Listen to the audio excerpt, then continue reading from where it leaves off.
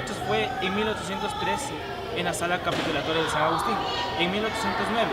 Para otros fue el Congreso Constituyente de Riobamba, de 1830. Aquí está la historia. En 1830, el día que nos convertimos en república, por la Asamblea Constituyente reunida en Riobamba en el mismo año. En el gobierno de Juan José Flores, gracias a las pugnas políticas, se dio una nueva constituyente en 1835.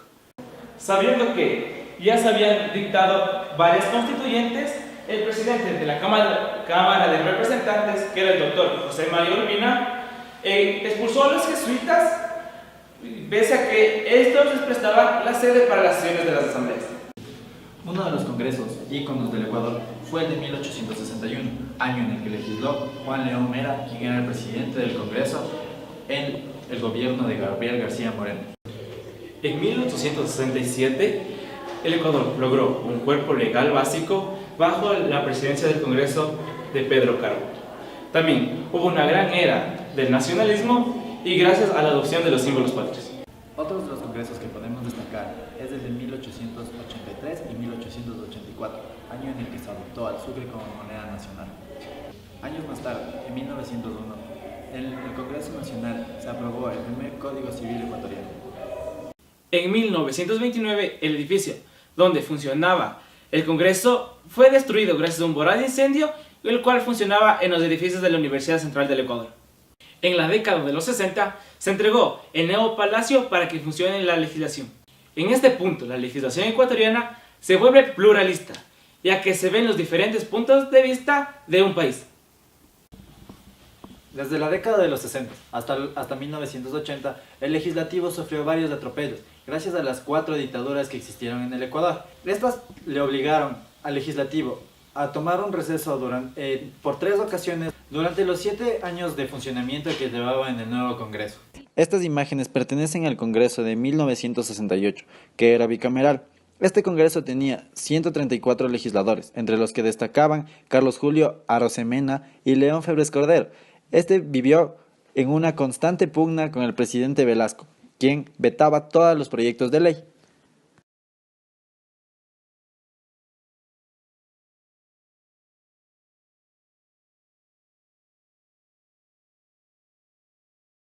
Luego de la dictadura de Guillermo Rodríguez Lara y el retorno a la democracia, llega a la presidencia Jaime Roldós de Aguilera y con él un nuevo Congreso de la República. Gracias a pugnas políticas, el Congreso se desprestigió, con incidentes como el de octubre de 1990, en el que varios roldosistas atacaron a los demócratas Yamil Maguad y Vladimiro Álvarez. Aquel día se discutía la amnistía para Bucaram.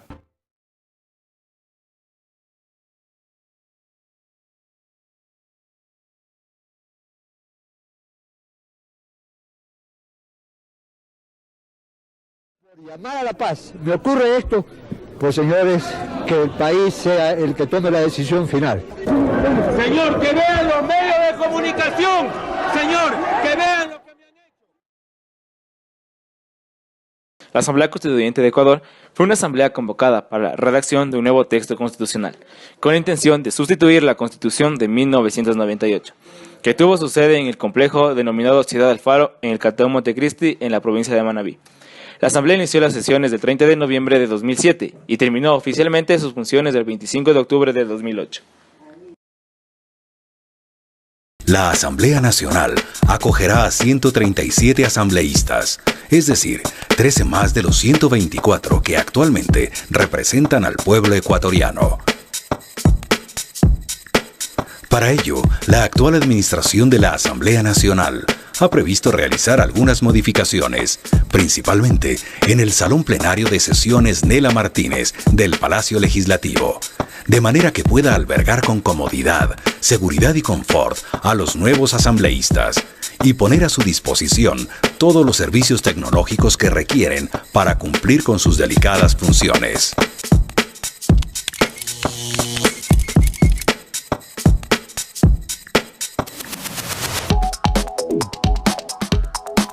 La nueva distribución espacial del Salón Plenario de Sesiones Nela Martínez estará conformada por 4 bloques para acoger hasta un total de 137 asambleístas, con una proyección de 148 curules.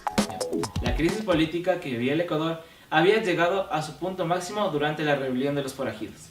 Entonces, el reclamo de la ciudadanía fue la salida. En ese entonces, el presidente era Lucio Gutiérrez, y la reestructuración de la Corte Suprema de Justicia, y el Congreso de ese entonces declaró que el abandono del poder de Gutiérrez y el posesionó al vicepresidente Alfredo Palacios. También, como nuevo presidente, Palacios prometió buscar un mecanismo para reformar la Constitución. Sin embargo, todos sus esfuerzos por hacerlo fueron bloqueados por el Congreso. La creación de la Asamblea fue ordenada por el 81,72% de los votantes en la consulta popular el 15 de abril del 2007. Se desarrolló la elección para los 130 asambleístas el 30 de septiembre del mismo año, logrando que el partido de Alianza País tenga un voto total del 70% de los votantes. Durante el periodo que la Asamblea ejerció funciones, el Congreso Nacional fue absuelto y el poder legislativo pasó a manos de este. El 27 de junio del 2008, el presidente de la Asamblea, Alberto Acosta Espinosa, renunció por diferencias con el presidente Rafael Correa. Luego la Asamblea nombró a Fernando Cordero como nuevo presidente de la Asamblea. La noche del 24 de julio, el texto de la nueva Constitución fue aprobado por 94 asambleístas y el 25 de julio se realizó la ceremonia de presentación de la nueva Constitución. Y el 28 de septiembre del 2008, la nueva Constitución fue aprobada con el 63.93% de los votos, y el 20 de octubre del mismo año fue publicada en el registro oficial. La Asamblea se reinstaló el 22 de octubre del 2008 para conformar la Comisión Legislativa y de Fiscalización y la Función Electoral. La Asamblea Constituyente fue clausurada oficialmente el 25 de octubre del 2008. La Asamblea pasó inmediatamente a tomar las funciones legislativas de la República, para lo cual formó una comitiva especial para ello. Se formaron 10 comisiones o mesas para encargarse de varios aspectos a tratarse en la elaboración de la Constitución. Las comisiones fueron de lo civil y penal, de lo laboral y la seguridad social, de lo tributario y fiscal y de lo financiero, de desarrollo económico y producción, de organización territorial y de gobiernos autónomos, de reforma del Estado y gestión pública, de participación social, salud y medio ambiente, de contratación pública y de transparencia. Pues bien, para continuar con el video, les vamos a hablar sobre el título cuarto del capítulo segundo de la Constitución de la República del Ecuador, que nos manifiesta que aparecen establecidas normas que regulan a la función legislativa.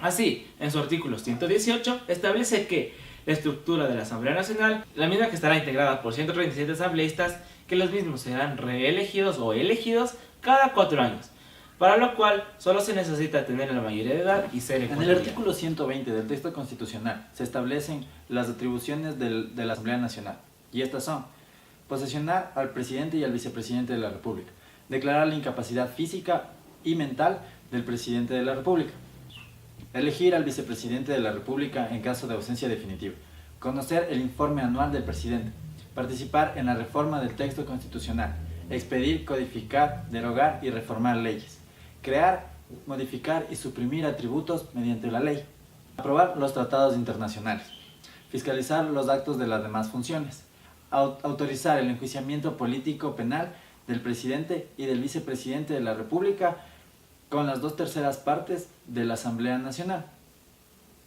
aprobar el presupuesto general del Estado, conocer y conceder amnistías por delito. Dentro de las acciones administrativas de la función legislativa está la de elegir un presidente y 2 vicepresidentes por un periodo de 2 años. Además, dentro de la nueva ley, publicada en el registro oficial el 27 de julio del 2009, esta ley regulará el funcionamiento de la Asamblea Nacional y establecerá su estructura desarrollada y sus obligaciones según el artículo 6 de los órganos. Son órganos de la Asamblea Nacional. El Pleno es el máximo órgano de decisión de la Asamblea Nacional. En él constan todos los asambleístas. La presidencia de la Asamblea Nacional ejerce la representación legal, judicial y extrajudicial de la Asamblea Nacional en todos los actos. El Consejo de Administración Legislativa, CAL, es el máximo órgano de administración legislativa y estará integrado por el presidente de la Asamblea Nacional, 2 vicepresidentes y 4 vocales, la secretaria o el secretario general de la Asamblea. También tenemos las comisiones especializadas, que es uno de la justicia y estructura del Estado, de los derechos de los trabajadores y la seguridad social, del régimen económico y tributario y su regulación y control, del desarrollo económico, productivo y de microempresa, de soberanía, integración, relaciones internacionales y seguridad integral, de biodiversidad y recursos naturales, de soberanía alimentaria y desarrollo del sector agropecuario y pesquero, de gobiernos autónomos descentralizados, competencias y organizaciones del territorio, de educación, cultura, ciencia y tecnología, del derecho a la salud, de participación ciudadana y control social, de los derechos colectivos, comunitarios y la interculturalidad. También como órganos de la Asamblea tenemos la Secretaría General de la Asamblea Nacional, la Unidad Técnica Legislativa y los demás que establezca el Pleno. Según el artículo 10 de la Ley Orgánica de la Función Legislativa, de la designación de las autoridades, la Asamblea Nacional se instalará en Quito sin necesidad de convocatoria el 14 de mayo del año que se vaya a realizar la elección a las 10 horas. En la sesión de la instalación de la Asamblea Nacional se designarán sus autoridades. Dicha sesión será dirigida por los 3 asambleístas nacionales con mayor votación consolidada, que se encuentren presentes en la reunión, quienes respectivamente ejerzan la dirección y la subdirección y la secretaría de la sesión. Sus funciones culminarán con la posesión de las autoridades. Para la elección de las autoridades, las y los asambleístas presentarán sus candidaturas por cada una de las siguientes dignidades: presidente o presidenta, primera vicepresidenta o vicepresidente, segunda vicepresidente o vicepresidente, primer vocal, segundo vocal, tercer vocal, cuarto vocal. Y los 4 vocales serán elegidos de entre asambleístas pertenecientes a diferentes bancadas políticas. Una de las funciones más conocidas de la Asamblea Constituyente es la de formular y crear leyes. Pero, ¿cuándo se requiere una ley? Para regular el ejercicio de los derechos y garantías constitucionales. Además, tenemos para tipificar infracciones y establecerlas con las sanciones correspondientes. Pero no debemos destacar que también sirve para crear, modificar, suprimir tributos. Y también para atribuir deberes, responsabilidades y competencias a los GATS. Y para modificar la división política administrativa del país. ¿Quiénes pueden presentar un proyecto de ley? Los asambleístas con el apoyo de una bancada legislativa o al menos del 5% de sus miembros, el presidente o presidenta de la República, a otras funciones del Estado en los ámbitos de su competencia, la Corte Constitucional, la Procuraduría General, la Fiscalía General del Estado, la Defensoría del Pueblo y la Defensoría Pública, en las materias que correspondan, los ciudadanos y organizaciones sociales que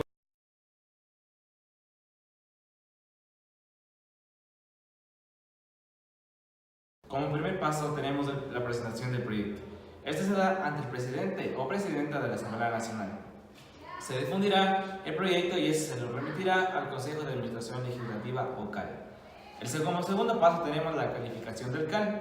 Tiene 30 días para pronunciarse. Además, deberá verificar que se refiera a una sola materia, contenga exposiciones de motivos y artículos y cumpla con los requisitos sobre la iniciativa legislativa. Como tercer paso tenemos el primer informe de la comisión. Si el proyecto es calificado, será remitido a la comisión previa. La comisión presentará su informe sobre el proyecto en menos de 15 ni más 45 días. Podrá pedir una prórroga de 20 días. Como cuarto punto tenemos el primer debate. Se tratará el informe de una sola sesión. Los asambleístas presentarán sus observaciones por escrito en la sesión o hasta 3 días después. El Pleno podrá resolver el archivo del proyecto. Luego de eso tenemos el segundo informe de la comisión. La comisión analizará y las observaciones presentadas en un plazo máximo de 45 días y emitirá su informe. La comisión puede solicitar una sola prórroga. Luego tenemos el segundo debate. Se tratará el informe en una sola sesión y solo se pueden incorporar cambios en el proyecto. La aprobación podrá ser del texto íntegro, por títulos, por capítulos, sesiones o artículos. También se podrá archivar. Una vez aprobado, el proyecto de ley se remitirá al presidente de la República. El presidente de la República podrá sancionar o objetar total o parcialmente el proyecto. ¿Pero qué es la objeción parcial? La Asamblea Nacional podrá allanarse a la objeción o ratificar el proyecto inicialmente aprobado en un plazo de 30 días. Si la Asamblea Nacional no considera la objeción o no se ratifica en su texto, se entenderá como allanado. También tenemos la objeción total. La Asamblea Nacional podrá volver a considerarlo después de un año. También podrá ratificarlo en un solo debate con el voto favorable de las 2/3 partes de sus miembros. También tenemos la sanción o no objeción. Esto es si el proyecto es sancionado, no solo ha sido objetado en el plazo de 30 días. Este será promulgado y se lo publicará en el registro oficial correspondiente. ¿Y qué pasa con los proyectos económicos urgentes? Únicamente el presidente de la República puede enviar proyectos de ley calificados como de urgencia en materia económica. La Asamblea podrá aprobarlos, modificarlos, negarlos dentro de un plazo no mayor a 30 días. Mientras se discute un proyecto calificado de urgente, no se podrá enviar otro proyecto con esta calificación, exceptuando un estado de excepción. En el caso del proyecto de ley con carácter urgente de materia económica, la Comisión tiene 5 a 10 días para presentar su informe para el primer debate. También tenemos el plazo para presentar el informe del segundo debate en los proyectos de ley con carácter urgente con materia económica. Este es de 4 días. Si un proyecto de ley con carácter urgente en materia económica no es aprobado, modificado o negado en el plazo de 30 días, el presidente de la República lo promulgará como decreto.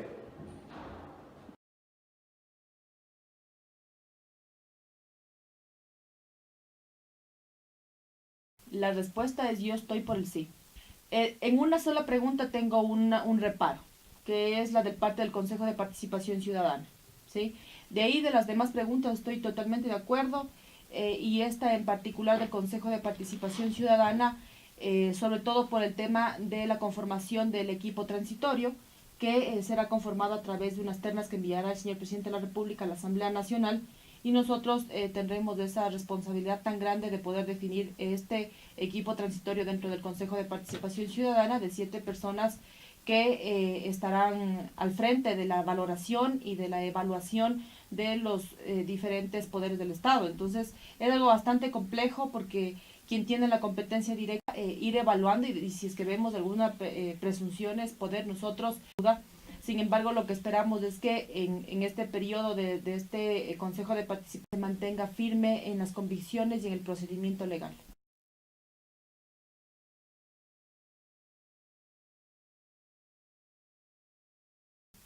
Bueno, en el Consejo de Participación Ciudadana, es como en todos los poderes del Estado, lo que se hace es a través de un procedimiento de concurso de mérito y oposición, en el cual participa la colectividad de acuerdo a los perfiles que requiere, y los mejores calificados son los que se quedan en los puestos. Entonces, sin embargo, lo que nosotros podemos ir evidenciando es que el resultado ha dado mucho por decir. El tema del Consejo de Participación Ciudadana es realmente lamentable ver que un Contralor General del Estado saca 99.9 sobre 100 en una evaluación realmente impresionante, y que ahora está fugado y está en Miami.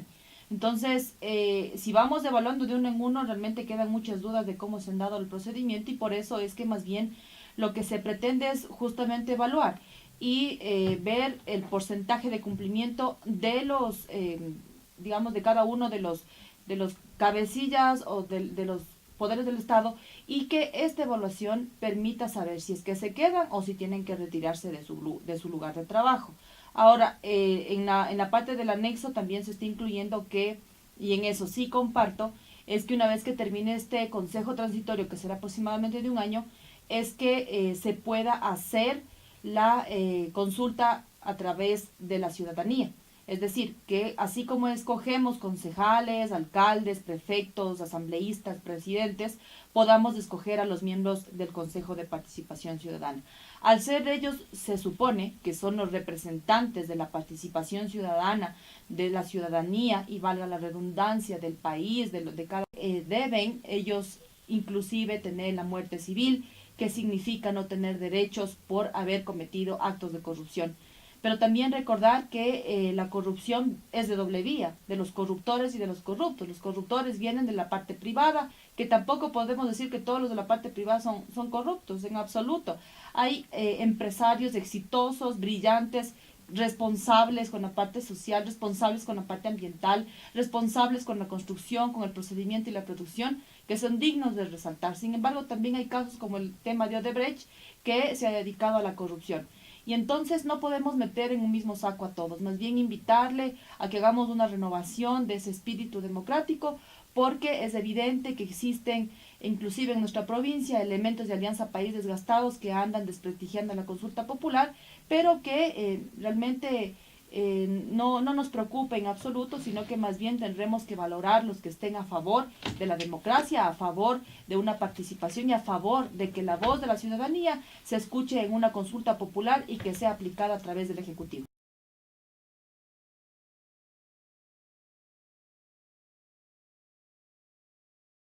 Bueno, primero recordemos que la convención que fue desarrollada en Esmeraldas el día domingo fue una convocatoria ilegítima, ya que quienes convocaron no son reconocidos por parte del Consejo Nacional Electoral. Es decir, esta convocatoria ha sido de un grupo de amigos que totalmente legítimo el poder reunirse y poder debatir. Sin embargo, la legalidad de un procedimiento electoral se lo tiene que hacer a través de la autoridad competente, que en este caso es el Consejo Nacional Electoral. Partiendo de ahí, nosotros como Alianza País no hemos tenido ninguna convención, más bien hemos tenido una jornada, un taller bastante intenso sobre el procedimiento y sobre la explicación a detalle de cuáles son las razones fundamentales para decirle sí a la consulta popular y también el poder transmitir a la ciudadanía los conceptos fundamentales de este proceso. Es decir, no nos digan que van a esperar al Consejo a la Corte Constitucional, pero nosotros ya tenemos claro como Alianza País, tenemos un secretario ejecutivo que está encargado en este momento, que es el economista Ricardo Zambrano, y que con él, junto a las demás autoridades políticas, se ha estado en el procedimiento de validación de la consulta popular.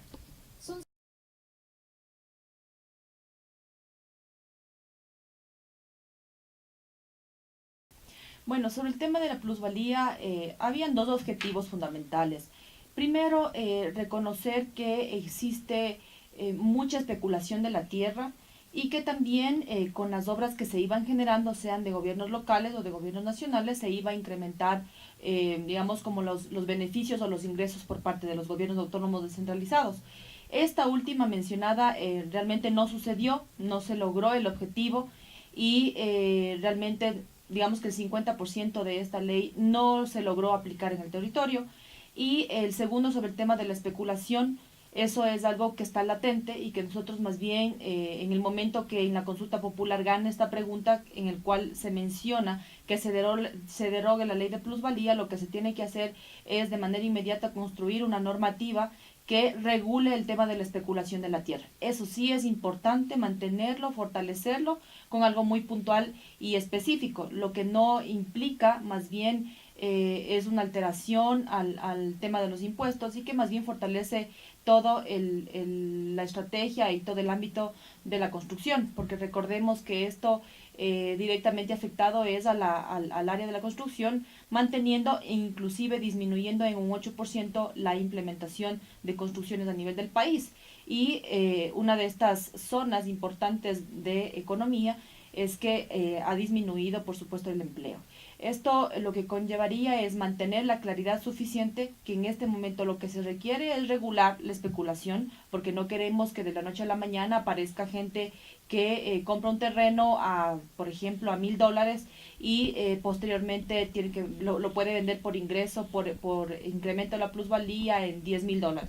Y solamente se beneficia a cierto grupo. Por lo tanto, aquí siempre hay que pensar en las mayorías y hay que concebir que el tema del empleo es fundamental y a través de esta estrategia podremos mantener e inclusive incrementar, y aquí se complementa perfectamente el tema del plan para la casa para todos, lo que como gobierno y nosotros inclusive en campaña como asambleístas hemos propuesto. Bueno, pero este tema de la plusvalía, ingeniera, prácticamente no sería mejor llevado por los gobiernos autónomos descentralizados, puede ser municipales o acorde a las competencias, puesto que ellos también han sido designados, ejemplo, ¿no? El permiso, el otorgamiento del uso de suelo, correspondiente obviamente al predio, la ubicación y todo lo que corresponde a ello. Realmente la ley de plusvalía decía eso, era justamente ese el concepto, de que los gobiernos autónomos centralizados sean los que manejen y que sean los que perciban los ingresos de los impuestos que se iban a cobrar. Y realmente eso no sucedió, por eso es que lo que nosotros estamos proponiendo es que en esta nueva ley que se elabore, o que inclusive puede ser a través de una reformatoria al Código Orgánico de Ordenamiento Territorial, y eso puede ser una estrategia importante. Cuando haces la distribución, por ejemplo, los planes territoriales a nivel de inclusive de parroquias, de cantones y de provincia, puede estar incluido no solamente la organización territorial, sino que también esté vinculado en dónde poder hacer producción, en dónde poder hacer construcción y qué tipo de impuestos se pueden incorporar. Entonces sí es importante que estamos totalmente abiertos nosotros como asamblea a poder debatir a detalle la necesidad, como he mencionado, de la especulación de la tierra y que vaya vinculado directamente a los gobiernos autónomos descentralizados como debe ser.